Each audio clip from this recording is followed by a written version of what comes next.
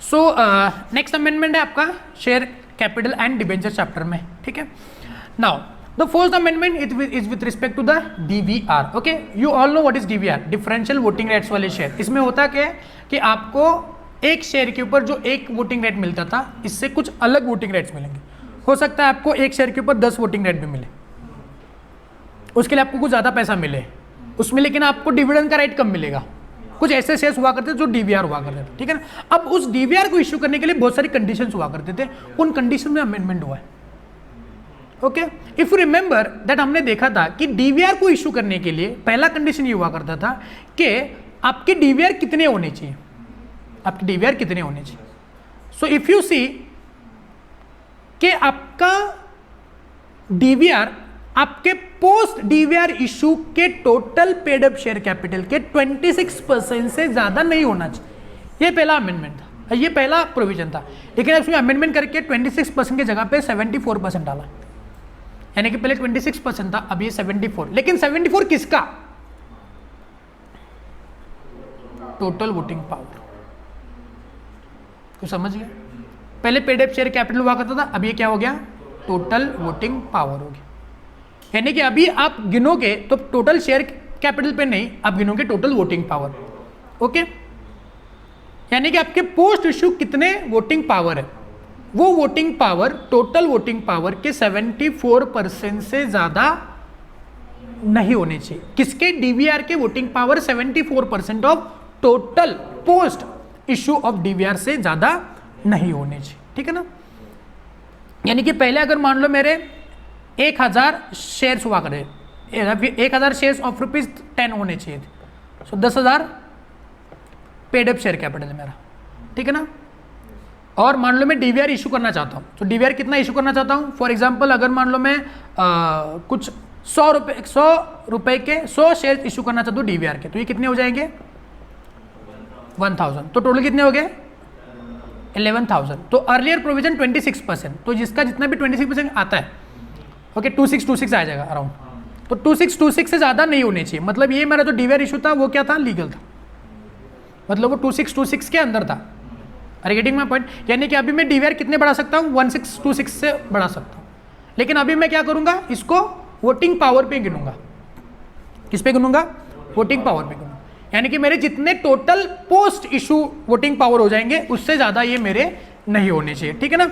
अगर हम लोग उसको कुछ ऐसा मान लेते हैं कि कंपनी के मान लो कुछ शेयर्स थे, मैंने यहाँ पे एक एग्जांपल भी लेके आया हूँ, ठीक है। अगर मान लो मेरे 26,000 शेयर्स थे, okay, if I take the example of 2600 shares, कितने बोलो? 2600 शेयर्स, ये थे मेरे डीवीआर के। किसके शेयर थे बोलो? डीवीआर के, ठीक है ना। और मान लो मेरे 7400 शेयर्स थे, वो नॉर्मल शेयर्स थे। किसके शेयर थे बोलो? नॉर्मल शेयर्स थे, ठीक है। तो अगर मान लो टोटल मैं इसका लूंगा तो ये 10,000 शेयर्स हो जाएंगे। कितने शेयर होंगे बोलो? 10,000 शेयर्स। अगर मान लो मैं ये डीवीआर, ओके, एक शेयर को 10 वोटिंग पावर देना चाहता हूँ, कितने? 10 वोटिंग पावर। तो टोटल वोटिंग पावर कितने हो जाएंगे? 26,000। एक डीवीआर को 10 वोटिंग पावर है, कितने वोटिंग पावर है? 10 वोटिंग। तो 26,000 और ये कितने हो जाएंगे? 7,400। ओके, टोटल कितना हो गया? 33,400। ये हो गया टोटल शेयर कैपिटल, ये हो गया टोटल वोटिंग पावर। अब इसका क्या निकालूंगा मैं? 74% निकालूंगा और उसको कंपेयर करूंगा इससे। समझ रहे? अरे सुनो, इसको मान ले मैं 10 रुपए का भी शेयर मान लेता हूं। कितने का? 10 रुपए का। तो ये कितना हो जाएगा? ये डीवीआर और ये नॉर्मल, ये 26,000 और ये 74,000। ओके, ये हो गए कितने? 1 लाख। ये सुनो, प्रीवियसली कितना हुआ करता था? 26% हुआ करता था। अब ये कितना हो गया? ये वो टोटल वोट्स है, ये क्या बोलो? Total votes. ये सुनो, ये हो गया रुपीज। सो 1 लाख का 26% पहले हुआ करता, लेकिन अब ये क्या बोलूंगा? 1 लाख का 74% से ज्यादा नहीं होना चाहिए। लेकिन ये 74% किसका होना चाहिए था? Not total paid up share capital, but about the total voting power. तो ये रूल अभी 74% ऑफ 1 लाख नहीं होगा, 74% ऑफ 33,400 होगा, क्योंकि उसके ऊपर टोटल वोटिंग पावर है 33,400। कुछ समझे? क्लियर है? मतलब ये पहले 26% ऑफ दिस हुआ करता था,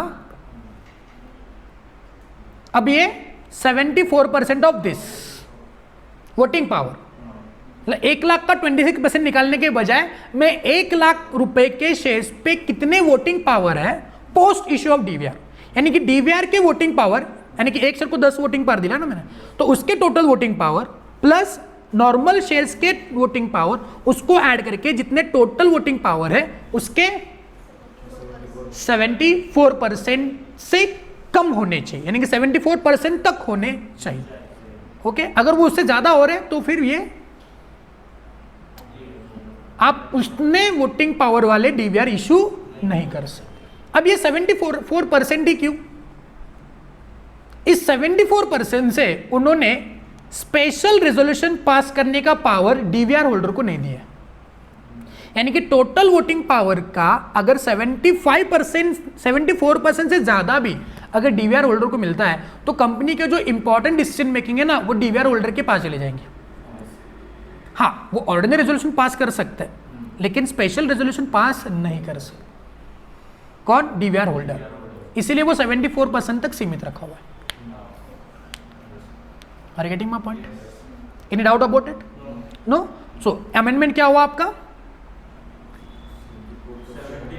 कि डीवीआर कितने नहीं होने चाहिए?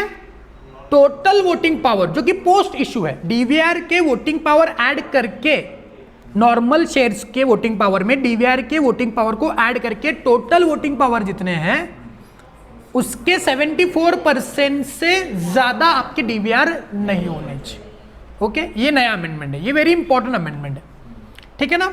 अब नेक्स्ट जो आपका ये था कंडीशन था डीवीआर को इश्यू करने के लिए कि कंपनी के पास पिछले 3 साल में डिस्ट्रीब्यूटेबल प्रॉफिट होना चाहिए, वो कंडीशन अभी नहीं रहा, वो कंडीशन निकल गया। ओके, और थर्ड वो क्या है कि 5 साल से 10 साल का जो ये सब्स्टिट्यूशन है वो हो गया। अब ये 5 साल से 10 साल क्या चीज है? Okay, if you see rule number 12(1), अब शेयर कैपिटल का अगर मैं रूल 12(1) देखता हूं, ठीक है ना, तो उसमें देखो वो क्या बोल रहे हैं।